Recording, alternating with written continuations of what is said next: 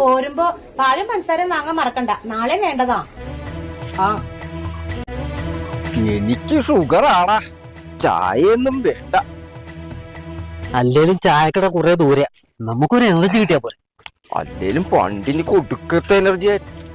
കാർത്തും വനജയും ശോശയും പാലത്തിങ്കല മാറിയൊക്കെ പറയുമായിരുന്നു. ഇപ്പൊ എനിക്ക് വയ്യ. ഇത് കുറെ ഉണ്ടല്ലോ, വെറുതെ അല്ല എനർജി മൊത്തം പോയത്.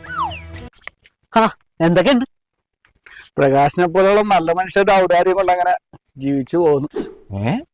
നിന്നെ പറ്റി നല്ലത് പറയാൻ ആൾക്കാരൊക്കെ ഉണ്ടായിരുന്നു. ഇതാരാന്ന് അമ്മാവൻ കരുതിയത്?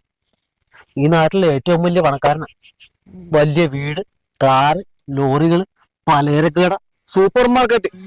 അതെ സൂപ്പർ മാർക്കറ്റ്.